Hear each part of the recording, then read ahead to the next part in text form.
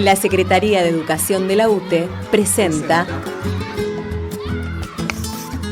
Conducir Escuela. Un trabajo mucho más allá de la gestión.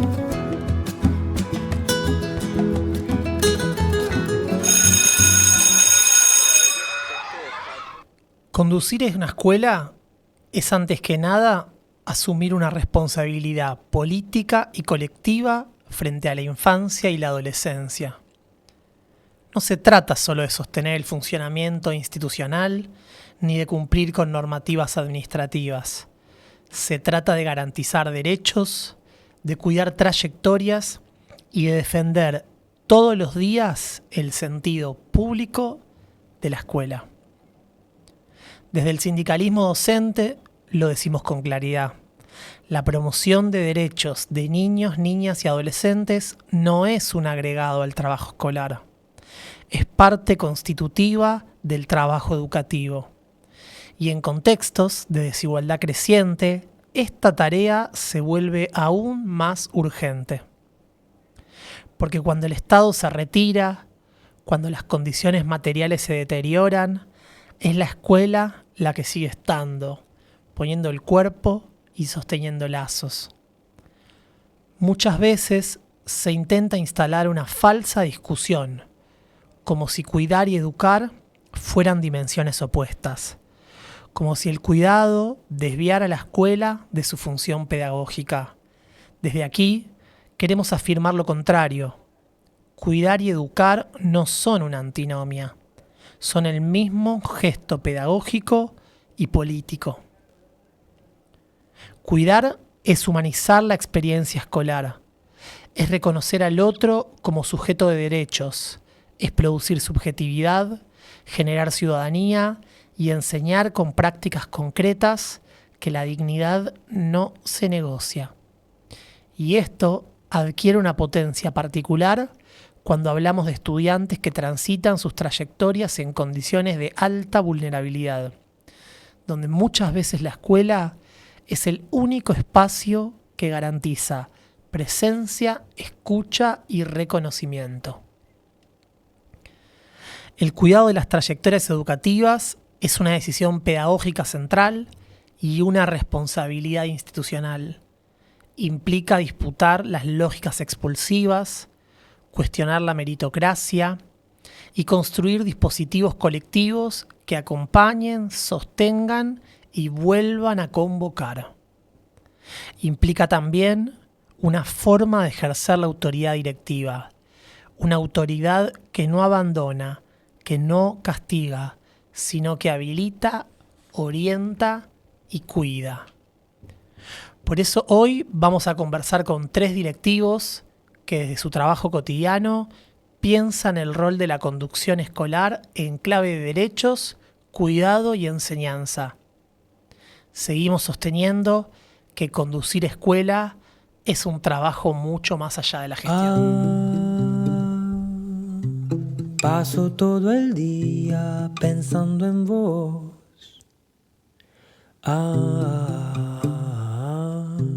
¿Qué hay de malo en todo esto?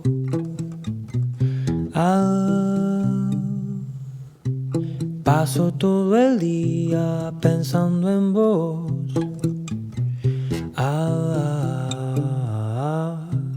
Vos pensás que pierdo el tiempo.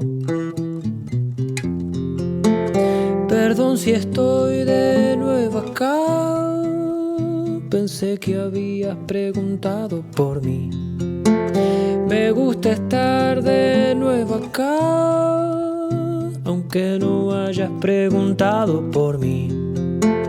Voy a quedarme un poco acá, cuidarte siempre a vos en la derrota, hasta el final, el final.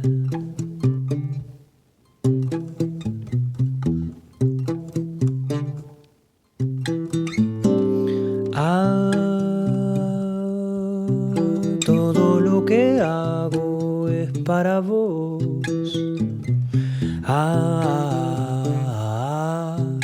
El tesoro se está hundiendo.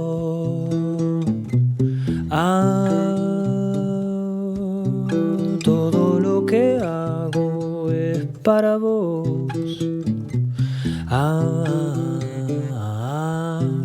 Vos pensás que pierdo el tiempo. Perdón si estoy de nuevo acá. Pensé que habías preguntado por mí. Me gusta estar de nuevo acá, aunque no hayas preguntado por mí. Voy a quedarme un poco acá, cuidarte siempre a vos en la derrota, hasta el final, el final.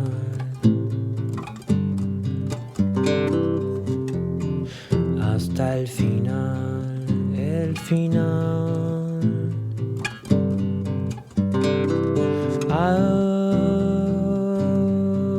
Paso todo el día pensando en vos. Todo lo que hago es para vos. ¿Qué hay de malo en todo esto? Vos pensás que pierdo el tiempo.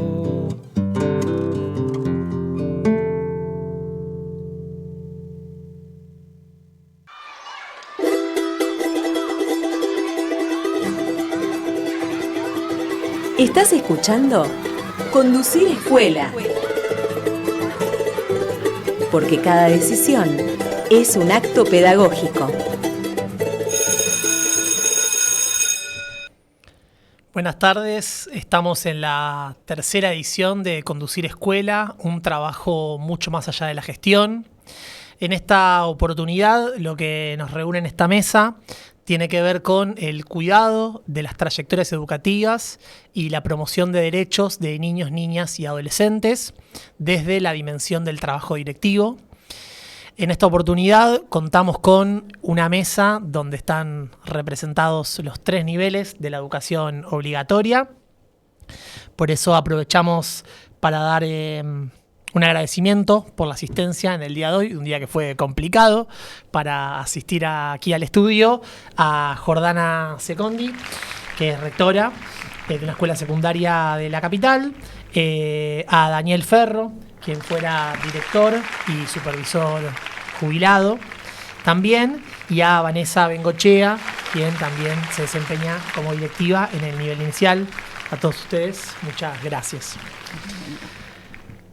Daniel, la educación es un campo lleno de dicotomías.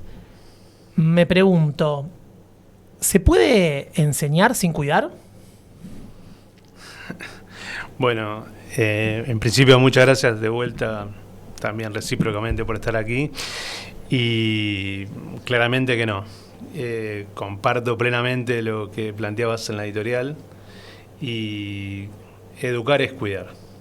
Y es parte de lo que implica ese gesto, ese proyecto, esa acción, ese oficio, esa profesión.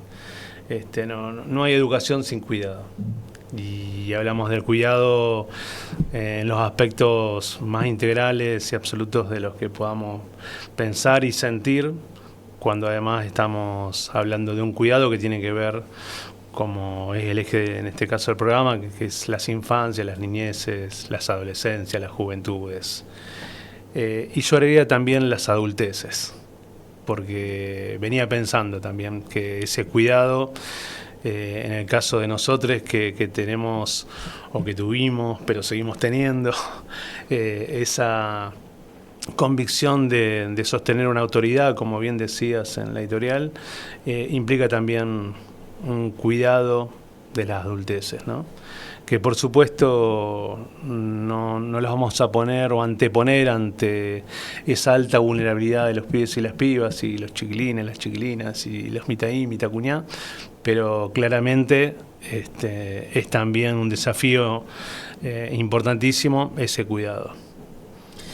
¿Y cómo se hace en el distrito quinto? ¿Cómo se empieza cuando llegan a veces los más rotos de toda la ciudad de Buenos Aires? Empezando, básicamente. Entrando en contexto, dando la bienvenida, entendiendo que nosotros somos los visitantes y que ellos nos alojan a nosotros. Básicamente es entrar a conocer a la gente, a conocer a los chicos, a conocer la movida del barrio, a conocer que todo lo que sabemos no lo sabemos y hay que volver a empezar. Así que con humildad y sabiendo esto que decía Dani, de que nos tenemos que cuidar entre todos, sobre todo a los niños, pero sin dejar de lado al resto, porque estamos todos implicados. Claro, no es solo para, sino también con, ¿cierto? Uh-huh. Y entonces el desafío es ese de poder sentir que quienes somos extranjeros, como muchas veces se dice, extranjeras somos nosotros. Exacto. Entonces nosotros y nosotros somos los que vamos y venimos, ¿no? Los habitantes, los chiquilines, los niños y las niñas, las niñeces y juventudes viven allí en el barrio. Exacto. Y tienen mucho para enseñarnos. Creo que también es importante un poder saber dónde estamos, ¿no? Uh-huh. Yo siempre decía en la escuela 10 que tiene la particularidad de estar mirando hacia las afueras del barrio, como está ubicada geográficamente, como está ubicado el edificio. Y yo le decía a los compañeros, nosotros tenemos el desafío de dar vuelta a esta escuela. Obviamente, físicamente no, pero en el concepto, en el día a día y en la concepción de escuela, bueno, es con ellas, ¿no? No para solo. Y a veces no es la única pregunta ¿qué necesitas?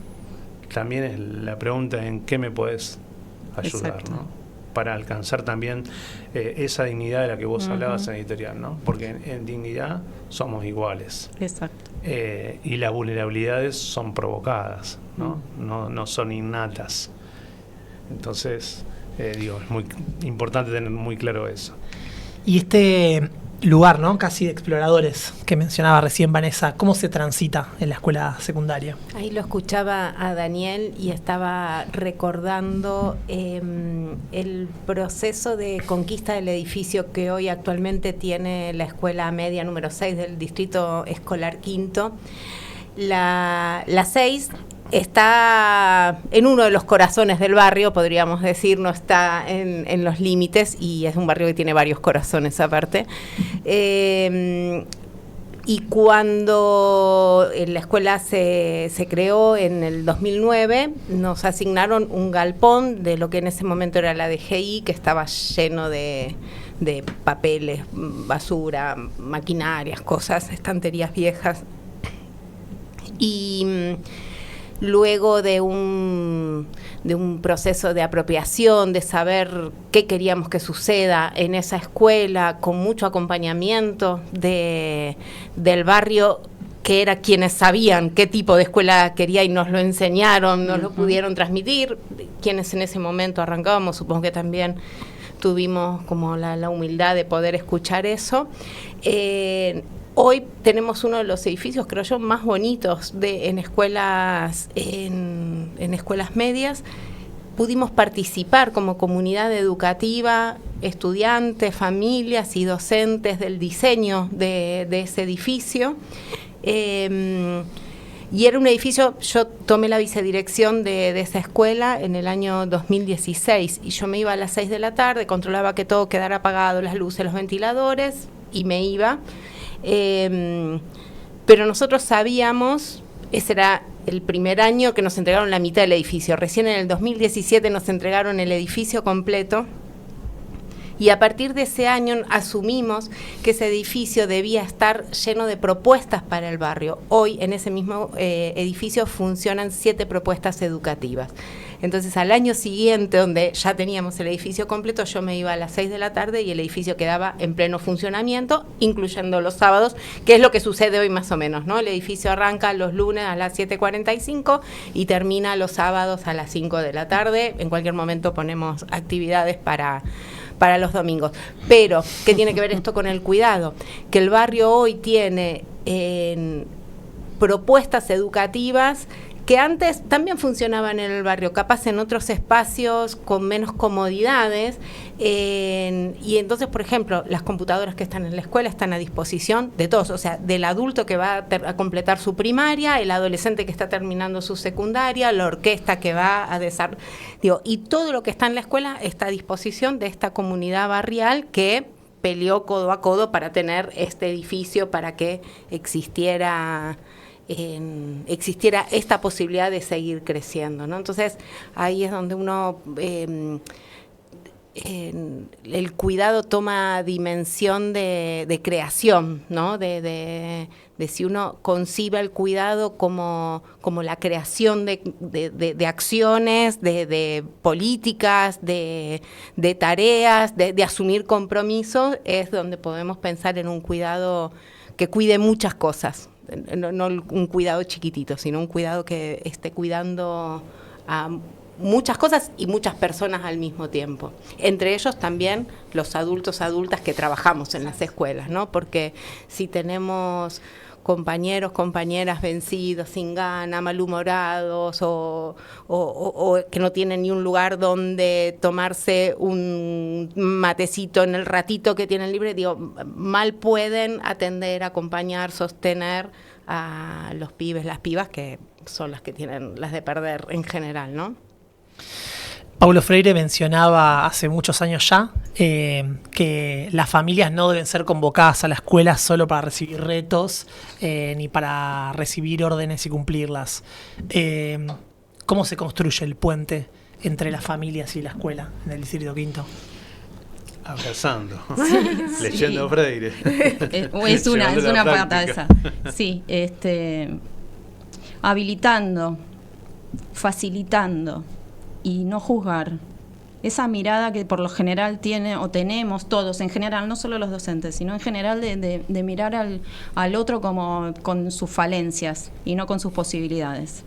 Entonces la escuela debe habilitar al otro dentro de sus fortalezas y con eso los adultos. Participar con los chicos, son familias, son padres, son madres, son hermanos, son sostenes de esas infancias y hacen lo que pueden criando a esos niños. La escuela tiene que acompañar esa crianza, no juzgarla. Y estar convencidos que tienen para aportar, ¿no? Tal cual. Porque si ya damos por sentado que nosotros somos los iluminados, los que sabemos, ¿no? estamos al horno, sí. Pero si uno convoca a las familias, incluso cuando tiene que retar, porque a veces hay que quizás no es un reto, pero a veces sino es pensar con la familia qué está pasando que no estamos pudiendo y pensar juntos y escuchar a esa familia qué tiene para ofrecer en esa situación.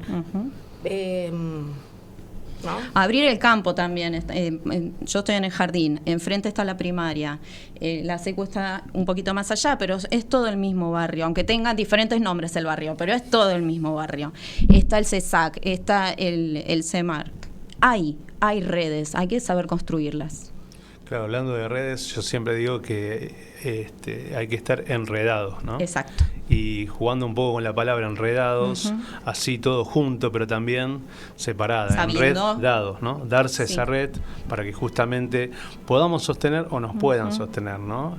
Y tener la escuela con una puerta que yo siempre decía tiene que estar abierta como era antes en los bancos, esa puerta giratoria que te permitía entrar y salir. Bueno, la escuela tiene que salir y también dejar entrar, y ese movimiento tiene que ser como esa puerta, ¿no? Que gira permanentemente, que no hay un obstáculo para que una familia entre. O sea, nosotros lo que estamos acostumbrados, supongo que acá a las compas le pasa lo mismo. A mí me pasaba muy seguido y supongo que también por la figura masculina y porque pues, está instalado el patriarcado inevitablemente, ¿no? Muchas veces es, disculpe, director, lo vengo a molestar. Y la respuesta era, pero vamos a hablar de la educación de tu pibe. Claro, sí. Entonces, ¿cómo? Quizás no es por el masculino, claro. Quizás es por la autoridad. Cuando uno también construye la autoridad, sí. Te ven desde ese lugar y saben que pueden venir a hablar con vos de lo que fuera. Hay veces que terminamos hablando de otras cosas, pero que en el momento es necesario para construir este puente, para construir este vínculo y esta confianza que después se traslada a la educación de los chicos. Y en un contexto de alta vulnerabilidad, como les toca a ustedes desempeñarse, ¿con qué gestos se construye la diferencia entre que un alumno se quede o se vaya? Ojalá tuviéramos la respuesta a eso. Creo que el desafío mayor es ir encontrando ese abanico amplísimo de gestos que puede ser desde el chiquitito de mirar a los ojos, de nombrar, de cómo estás, cómo no estás, porque ayer no estuviste, a pensar estos enredamientos posibles, ¿no? Digo, el CESAC atendiendo en la escuela y poniendo a disposición de un espacio de atención de salud el capital de confianza que la escuela sabe construir en general, aparte por la propia dinámica, ¿no? Que los pibes y las pibas están mucho tiempo en la escuela, y eso no pasa en un ámbito de salud quizás, pero me parece que va desde ese lugar chiquitito hasta esto de, che, yo estuve hablando con el centro de Murga donde vos participás, que tuviste una pelea y qué pasó y qué no pasó, ¿no? Digo, también transmitir que aunque no vivimos ahí, conocemos, estamos, que les reconocemos esos otros espacios de pertenencia. Y que no subestimamos. Claro. Y no porque estén viviendo en un sector vulnerable son menos que nosotros, o saben menos que nosotros, o pueden menos que nosotros, porque sí, seguramente hay muchas partes simbólicas que no todos acceden, pero no sucede solamente en el barrio. Vos te vas a otros lugares y también sucede eso con la gente. Entonces, cuando se siente eso, cuando no subestimas al otro y cuando realmente estás escuchando lo que te dicen, es algo, está ahí en el ambiente. Y es la cotidianidad, es el granito a granito, es el día a día, el como decías vos, el cómo estás. ¿Cómo estás? Sí, creo que esa pregunta y ese tono tiene mucho que ver para que el pibe se quede o se vaya, ¿no? Y para que se acerque o se aleje. Exacto. Y me parece que un poco lo que dicen ellas también, la explicitación de la visibilidad. Che, te estamos viendo, te estamos nombrando. Entonces, cuando muchas veces, y lamentablemente hay muchos pibes y pibas que tienen una vida casi invisible, ¿no? Y casi innombrable. Entonces, como decía antes Jordana, inclusive hasta en los momentos donde el límite implica, che, hay algo que de lo que hiciste que no está bien. Entonces, bueno, charlemos de esto también. Porque muchas veces ocurre también que no hay un no, ¿no es cierto? Y muchas veces cuando queremos poner un no, que no somos nosotros, es la familia, es la sociedad, es tarde o lo etiquetamos, ¿no? Es esto, es aquello, pero no le dijimos no cuando había que decirle no lo abrazamos cuando había que abrazarlo, no lo abrigamos, digo, cuidado, abrigo, ¿no? La escuela también como un lugar de abrigo, ¿no? De ese abrigo físico, material, emocional, sensible. Entonces, y yo creo que los pibes y las pibas eso lo pueden percibir. Y las familias también. Por supuesto. Sí. Porque el adulto es el que acompaña a que ese niño o esa niña vaya, esté en la escuela. Yo no sé si en los niveles inicial y primaria también sucede, pero en media también desde las familias y desde los pibes, las pibas, nos demandan algo referido a su formación también. A los pibes no les da lo mismo transitar la escuela secundaria y sentir que no les va a servir para nada, sobre todo cuando hablamos de estudios superiores, ¿no? Capaz con el tema del trabajo, es tan complejo hablar del trabajo hoy en día, pero los pibes, las pibas quieren salir formados, quieren sentir que lo que transitaron en la escuela les va a servir.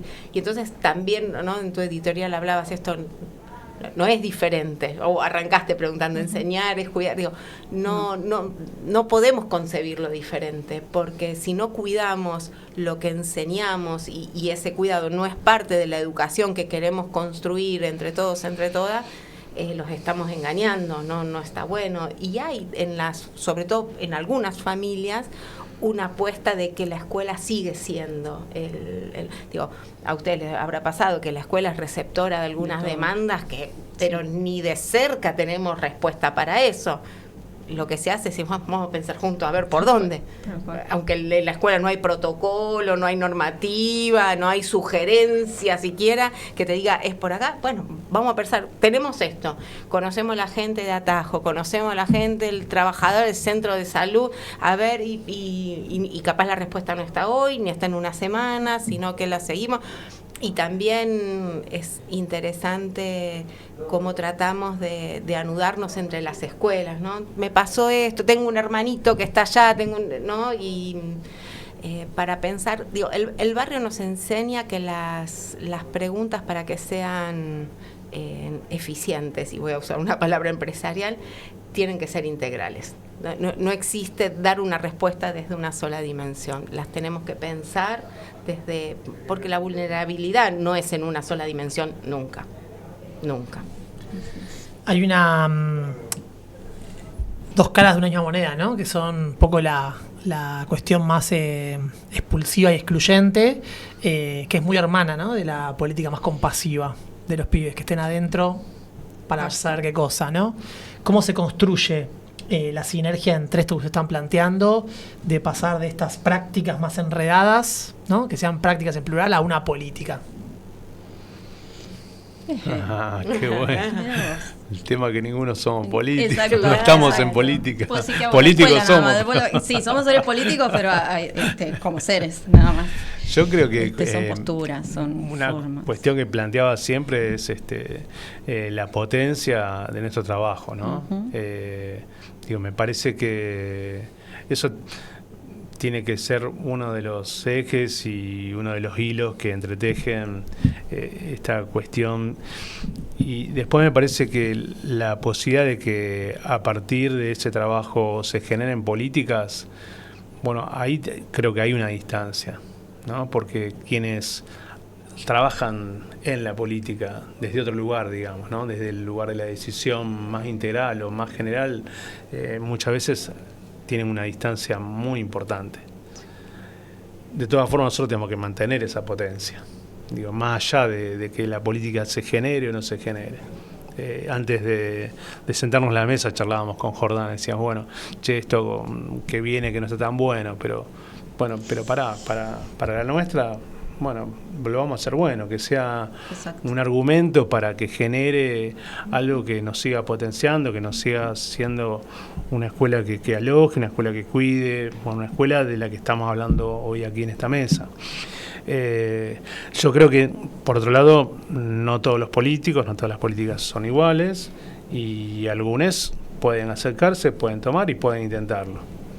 Y ya lo dijo Silvio Rodríguez, ¿no? Debes amar el tiempo de los intentos, así que si lo intentás, puede ser que algún día ocurra. Y por otro lado, en estos espacios de alta vulnerabilidad también hay altos niveles de utopía y de sueños. Es lo que iba a decir, sí, luchadores natos. Sí, y saben que las políticas se construyen a fuerza de insistir y prepotencia, ¿no? Yo inicié mi ser docente en una escuela en la Villa 31, en la 6 del 1, la Padre Carlos Mujica, que se creó en el 90 y en el 91 junto a otras escuelas que en ese momento se llamaban EMEM históricas, que fueron escuelas gestoras de políticas públicas. Y a mí eso, no sé, con un alto grado de ingenuidad, creo que uno no puede renunciar a eso. Digo, yo fui testigo de que las escuelas, a partir de construir prácticas propias e internas, compartidas capaz con otras escuelas, esas prácticas, esas acciones, luego tomaron forma de políticas públicas. Digo, y estoy hablando de programas concretos como retención escolar de estudiantes, madres y padres y embarazadas, programas como contexto de encierro, promotores educativos, que hoy son compañeros y compañeras trabajando dentro del sistema, que incluso lograron, gracias a la organización de la pelea, ser parte del estatuto docente. Pero, digo, esto y seguramente me estoy olvidando de otras, su germen fue adentro de escuelas, de varias, no de una, que eso también está bueno pensarlo. Entonces, ¿será que a mí me tocó esa experiencia de cerca? Creo que que no hay que renunciar a eso. Y es esto, es empeñarse y no bajar la voz y buscar el camino por dónde. Y cuando llega algo que capaz hace ruido, es leerlo. No sé, hace poco vino a las escuelas secundarias la normativa vinculada a lo que hasta el año pasado se llamaba ACAP, actividades de aproximación al mundo laboral y de los estudios superiores. Y en la escuela rápidamente dijimos, nosotros necesitamos actividades de aproximación al mundo de los estudios superiores para que se puedan proyectar al mundo laboral, porque muchos de nuestros estudiantes ya tenían experiencias en el mundo laboral, horribles, la mayoría horribles. Entonces nosotros lo que necesitábamos era otra cosa, es decir, sí, que estos pibes puedan creerse que pueden estudiar algo para después trabajar de eso. Por suerte tenemos ya egresados que son profesores de educación física y colegas y algunos que se están formando en diferentes profesorados, pero nada, me parece que es eso, es no renunciar, es insistir. No renunciar, insistir. Y nosotros desde Inicial, si bien trabajamos mucho más con las familias, con los chicos por supuesto, pero se trabaja mucho más con el adulto para poder hacer esas proyecciones, para que no dejen la escuela, para que los lleven, que es importante, más allá, o sea, eso es el derecho de los chicos, ir a la escuela. Pero cuando son tan chicos no se entiende esa parte. Es como que van al jardín a jugar, van a estar con la masa, van a ver a un amiguito. Y sí, se hace todo eso, pero se aprende mientras se van a jugar y estar con un amiguito. Y que es muy importante estar en la escuela, y siempre cuando les damos el diploma, que es tan simbólico, les digo que sea el primero de muchos egresos. Y bueno, nada, y lloramos todos. Pero bueno, los vemos tan peques y salen tan niños, armaditos, y esa continuidad, que las familias sientan que sí se puede. No importa dónde viva, sí se puede. Que las escuelas, por lo menos las que estamos en el barrio, estamos para acompañar esos procesos. Porque será que estamos todos medios locos, pero nos juntamos todos en el mismo espacio y todos tenemos más o menos el mismo norte. Que con educación se puede. Pensaba también, te interrumpo antes de avanzar, pero escuchándolas a Jordana, a Vanessa, ¿no? Que también se genera como una política interna a nivel escuelas, a nivel barrio, y que es la política que juega todos los días, entonces es la que tiene alcance cotidiano. Por supuesto que muchas veces está también ligado a quienes están en las escuelas, a quienes están en los espacios, cómo ven esa vida más comunitaria, esa vida más enredada, ¿no?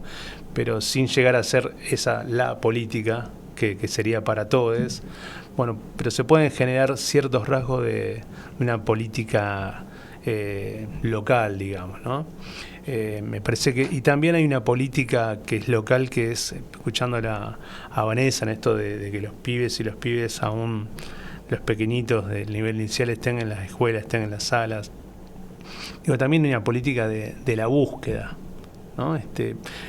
Lo vinculo también a ese gesto de cuando vos decís, ¿cómo hacemos para que los pibes se queden? Bueno, los vamos a buscar también.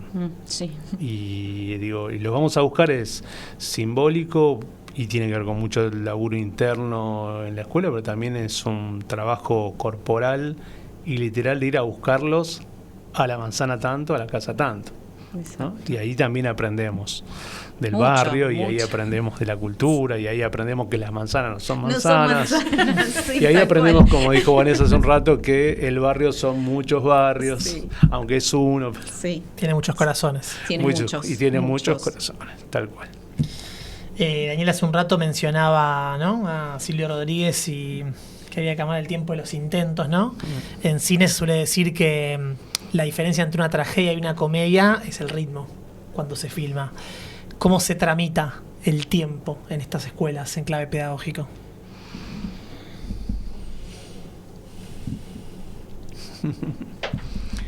Es que no hay recetas.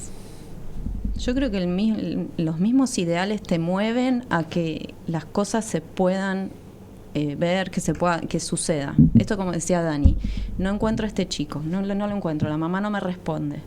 La llamo por un lado, la llamo por el otro, va el promotor no conoce a nadie, desapareció del planeta. Bueno, ¿dónde vive? Acompáñame a la casa. Y por ahí todo eso vos pensás, yo lo dije en nada, en un chiquitín, un fragmentito, y te llevó una semana, 10 días. Porque tenés que esperar la burocracia para un costado, para el otro costado. Y la terminás encontrando a la familia. Y bueno, ¿por qué no viniste? Y ahí te pones a hablar con la mamá, conoces dónde están, conoces por qué no llega a la escuela. Y se van armando otro tipo de rompecabezas y otro tipo de escenarios para poder entender qué es lo que está sucediendo y por qué. Porque uno dice no viene a la escuela, no viene a la escuela. Pero ¿cómo vive? Y ahí estamos siempre pendientes y ayudando y concientizándonos nosotros como adultos de dónde estamos trabajando. Creo también que una manera de tramitar este tiempo, como vos planteabas, es un tiempo sin tiempo, ¿no? Un tiempo sin final, un tiempo que son muchos tiempos, porque no hay una única manera y no hay un único tiempo para una única actividad o una única o un único andar, ¿no? Entonces me parece que una de las formas es, bueno, saber que también hay tiempos diversos y que algunos que van a tener que estar primero y otros después, vinculados muchas veces a lo cotidiano, muchas veces a la urgencia, muchas veces a las situaciones críticas, a las situaciones de conflicto, que van a estar siempre ahí adelante, ¿no? Un tiempo que se rompe, como yo decía académicamente, cuando pones una pata en la escuela. Que llegas con tu esquemita mental de hoy voy a hacer, y cuando abriste la puerta, pusiste una patita, ese hoy va a ser plan B, plan C, no, ya no es ese hoy voy a hacer. Hoy vas a hacer lo que la comunidad necesite que tengas que hacer, y entonces ya es un tiempo también colectivo, ¿no? Más amplio que el de uno, entonces una dimensión que empieza a tener como capas, como diversos tiempos.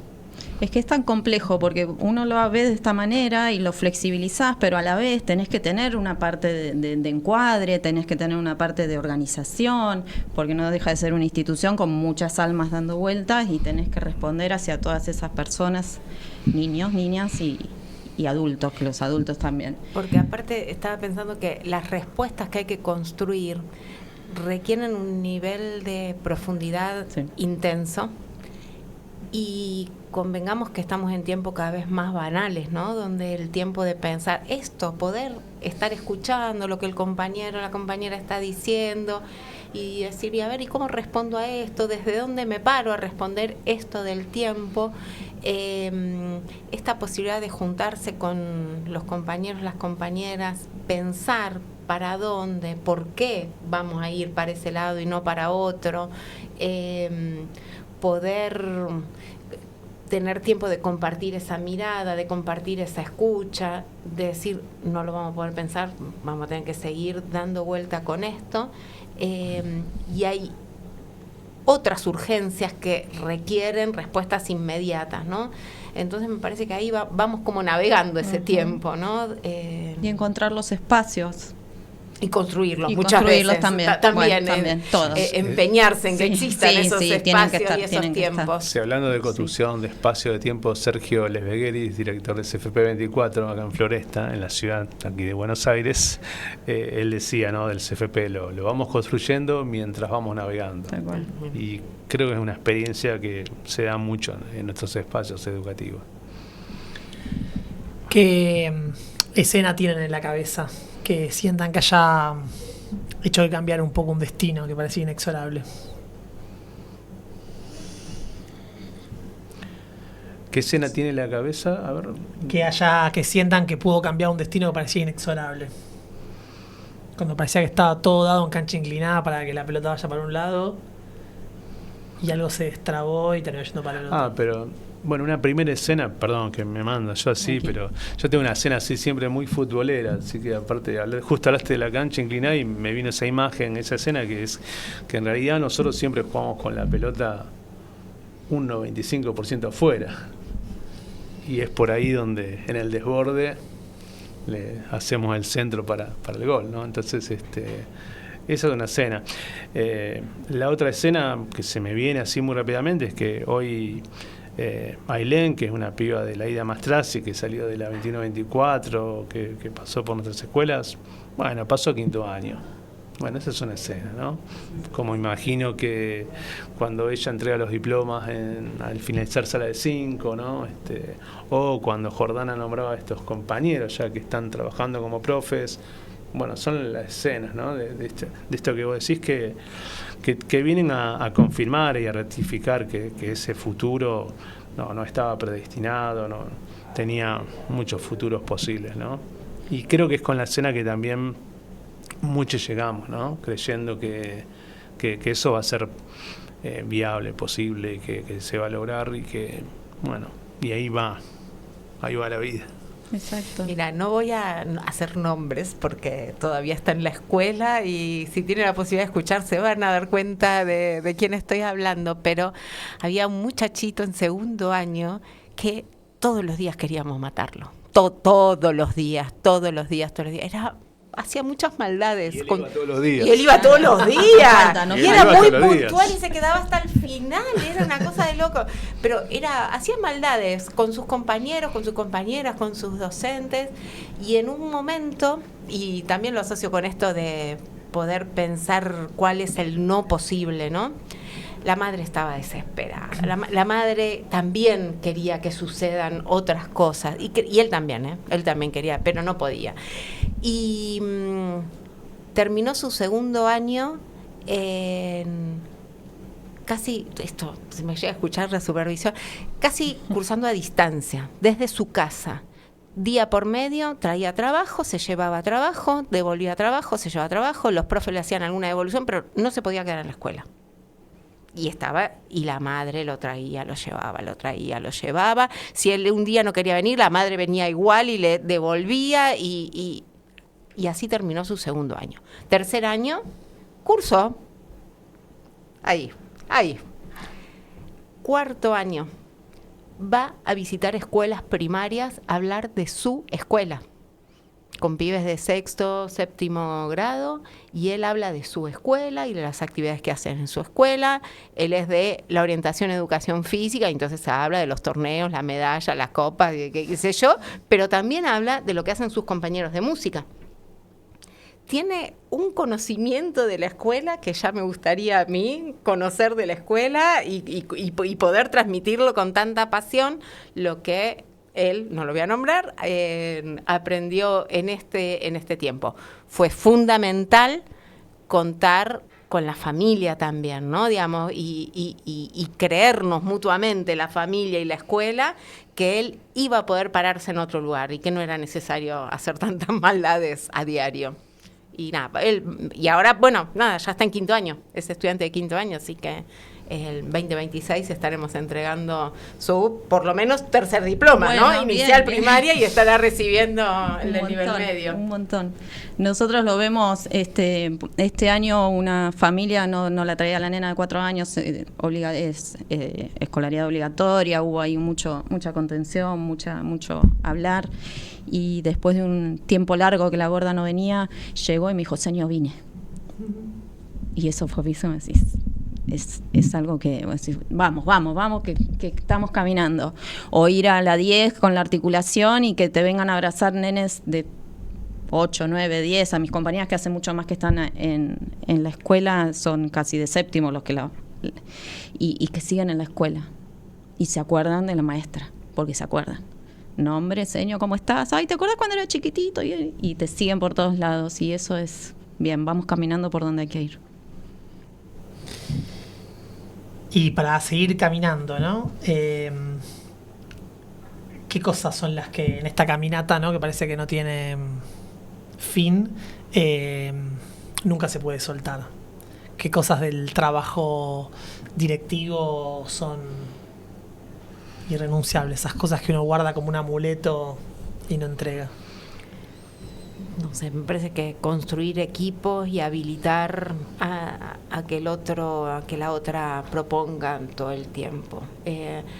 Romper, por lo menos en media, desconozco cómo se trabaja en otros niveles, pero está como todo preparado para trabajar en soledad, ¿no? Cada uno, chiquitito, hace, se va, y no mucho más que eso. Y yo creo que es fundamental generarnos buenas condiciones de trabajo nosotros, generar condiciones institucionales para que las cosas puedan suceder, y eso tampoco lo puede hacer una persona sola a la que le toca ocupar un cargo de conducción, ¿no? Eso se hace con otros en la escuela y con otros capaz incluso fuera de la escuela, pero me parece que es eso, y confiar mucho, digo. A veces uno capaz no está o no ve el potencial que puede tener una propuesta que trae un compañero o una compañera, pero si alguien se puso a pensar una propuesta, digo, capaz y si sale mal, salió mal, aprenderemos de que salió mal, y si salió bien, fue ganancia para todos, me parece. Yo a las señas les digo, ¿qué es lo peor que puede suceder? No les estamos haciendo ningún mal a los chicos, estamos probando diferentes formas de trabajar, nos estamos escuchando entre nosotros, creo que hay más ganancias que déficit. Van a aprender otra cosa, quizás no van a aprender, no sé, el 1, el 2, el 3, pero van a llevarse otro tipo de aprendizaje, que es todo esto que les acabo de nombrar, que es más complejo de aprender que un número. Agrego también que uno no puede renegar de ese lugar al que llegó. No, de acuerdo. Porque no lo llevó el viento, no cayó de la estratosfera, una decidió estar ahí, y es el lugar de dar respuestas, ¿no?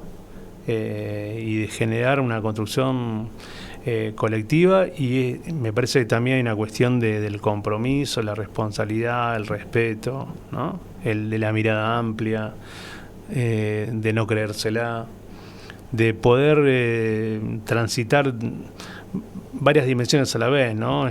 Por un lado ser conducción, porque inevitablemente, y ese es el lugar que ocupa uno, pero también el lugar de la igualdad, ¿no? Y también el lugar del servicio, ¿no?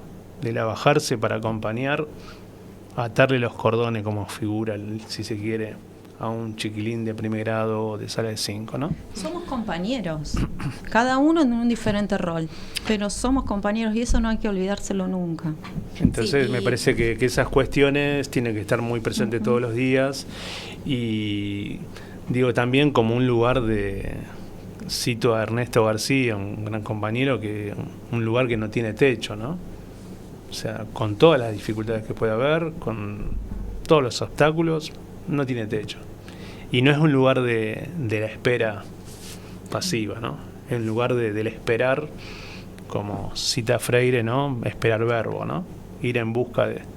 Si no llega, hay que ir a buscarlo. Hay que esperanzarlo. Hay que esperanzarlo, exactamente. Digo un ejemplo muy básico, pero en la media 6 no llegaban las compus, no llegaban los carritos para cargar las compus, y bueno, acá la directora salió a buscarlos. Por todos lados. En 2 días. 6 meses gestionando un expediente, y en 2 días las escuelas compañeras solidarias entregaron los carros que no usaban. Hice un estado de WhatsApp. Un estado de WhatsApp le ganó a un expediente de 6 meses. Sí, tal cual. Entonces, no es el lugar de la espera, ¿no? Y como digo yo, tal vez alguien se va a enojar, pero lo voy a decir igual. O sea, uno no es director o directora el primer día hábil del mes en el cajero automático. Sos director, directora todo el año, y todos los años que decidas hacerlo. Sí. Yo pensaba que en la escuela tenemos un latiguillo cuando las familias te vienen a agradecer mucho por algo que sucedió. No tienen nada que agradecer, es nuestro trabajo, Sí, ¿no? Básicamente. Básicamente. Hoy es jueves 18 de diciembre y estamos en vísperas de que un año escolar ya llegue a su fin. ¿Qué les gustaría que pensara a algunos alumnos cuando les diga chau por última vez este año y cierre la puerta y no mire para atrás? No, a mí me gusta, qué sé yo, que disfruten su verano, ¿no? Que tengan la posibilidad de encuentro con amigos, amigas, de poder disfrutarlo, de poder ver que en perspectiva tuvieron el mejor año que pudieron tener y que se lleven la certeza de que el 9 de febrero vamos a estar esperándolas, sí. Que hagan lío, que sean felices y que la escuela está y que ahí vamos a esperarlos a empezar el año de nuevo con otras propuestas, con nuestras maestras, pero estando ahí firmes. Yo vuelvo a una escena futbolística. Vuelva. 18 de diciembre 2022. Los pibes de séptimo grado de la 10 del quinto en Chapatmalal, festejando la Copa del Mundo como un día como hoy. La imagen sería esa, ¿no? Que se vayan como se fueron ese día con la copa bajo el brazo, sabiendo que vamos por el cuarto, ¿no? Y que la vuelta en febrero sepan que la cancha va a estar ahí para volver a jugar y para ir por la cuarta. Daniel, Jordana, Vanessa, muchas gracias por venir. A ustedes.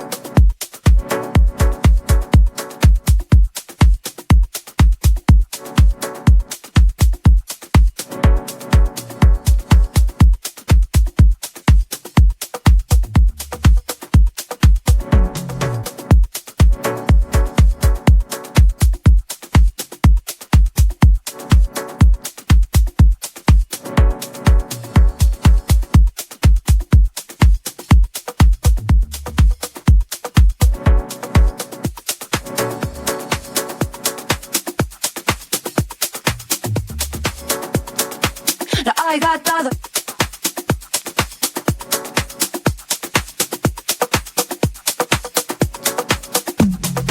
Pasa la alfombra que, pasa la alfombra que, pasa la alfombra que. I got todo.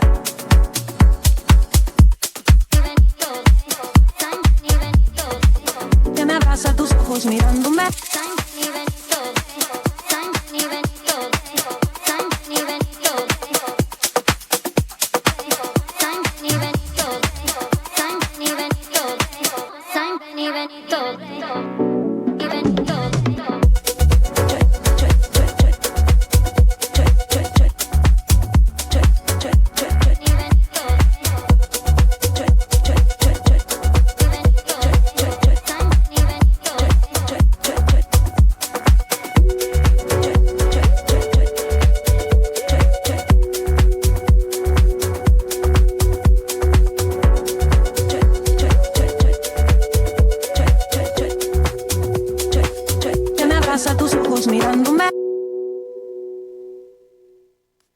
I got todo.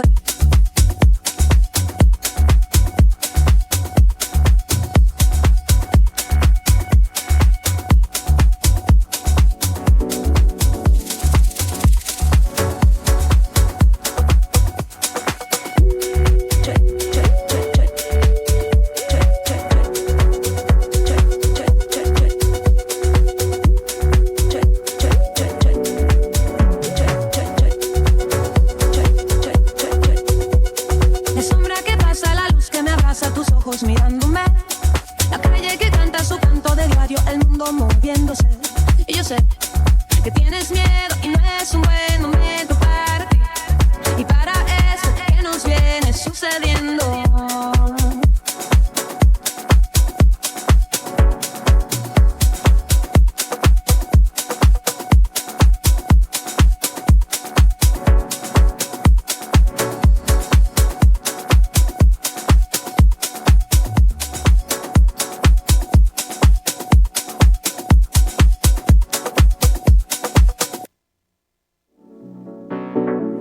Now I got other.